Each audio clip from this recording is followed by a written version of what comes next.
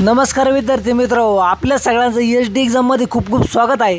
विद्यार्थी मित्र, आपण पोलीस भरती संदर्भात आज मैदानी चाचणी संदर्भात महत्त्वाची माहिती अपडेट देत आहोत। विद्यार्थी मित्र, हा व्हिडिओ शेवटपर्यंत बघा अशी कळकळीची विनंती करतो।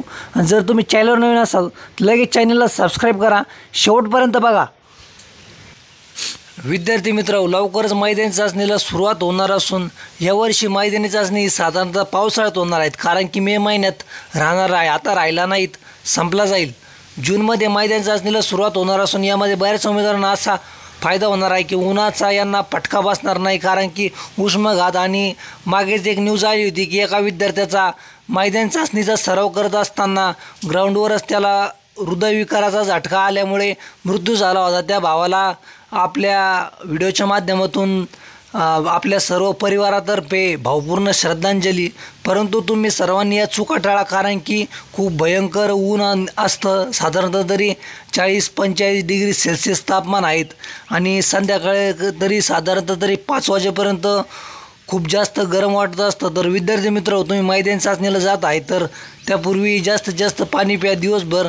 त्यानंतर मैदानी चाचणीला गेल्यानंतर बाटलीमध्ये काही एनर्जी ड्रिंक वगैरे घेऊन जात जा, जे करून तुम्हाला जास्त थकवा जाणवणार नाही। तरी एनर्जी ड्रिंकमुळे तुम्हाला थकवा म्हणजे जास्त जाणवणार नाही। त्यानंतर पाण्यात जे भिजू घातलेले हरभरे वगैरे असतात किंवा उकडलेले अंडे किंवा इतर प्रोटीनयुक्त जो आहार आहेत तो तुम्ही तुमच्या आहारामध्ये जेवणामध्ये समाविष्ट करा, त्याची जास्तीत जास्त तुम्ही घेत जा, जेणेकरून तुमच्या शरीराची झीज भरून निघेल।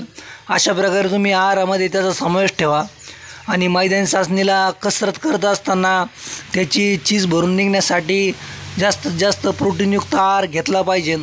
तर विद्यार्थी मित्र, उष्माघाताची संख्या ही खूप मोठ्या प्रमाणामध्ये वाढली आहे, याची विशेष सगळ्यांनी काळजी घ्या। लोकांनी झाडं कापले नाही, म्हणजे लोकांनी झाडं कापले, त्यानंतर पर्यावरणाचा ऱ्हास केला, त्यामुळे ही सर्व आपत्ती निर्माण झाली आहेत। साधारणतः तरी विद्यार्थी मित्र, यापूर्वी 38-37 असं तापमान राहत होतं, परंतु यावर्षी हेच तापमान गेलं आहे 45पर्यंत। याला जबाबदारसुद्धा माणूस आहे, कारण की मोठ्या प्रमाणामध्ये वृक्षतोड करण्यात आली। तर झाड लावणंसुद्धा खूप गरजेचं आहे आणि आपल्या जीवापेक्षा नोकरी जास्त महत्त्वाची नाही। तुम्ही जीवाला जपा, उन्हामध्ये जाण्यापूर्वी जास्तीत जास्त पाणी प्या, जेणेकरून उष्माघाताचा तुम्हाला फटका बसणार नाही। दुसरी विशेष गोष्ट तुम्हाला सांगायची आहे की लवकरच मैदानी चाचणी होणं खूप गरजेचं आहे, कारण की पुढं विधानसभेची आचारसंहितासुद्धा लागणार असून अत्यंत महत्त्वाची महाराष्ट्राची मोठी निवडणूक आहेत आणि यामध्ये 100% पोलीस प्रशासन हे पूर्णपणे बिझी असणार आहेत।